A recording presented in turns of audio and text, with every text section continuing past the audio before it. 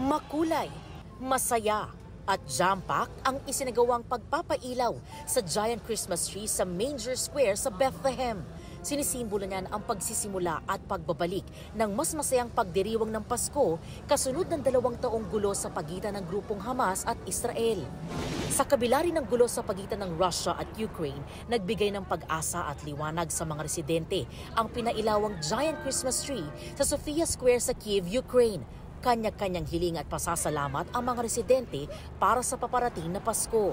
Winter vibes naman ang hatid ng giant Christmas tree na pinailawan sa labas ng isang cathedral sa Milan, Italy. Ang disenyo nito konektado sa Winter Olympics na gaganapin doon sa susunod na taon.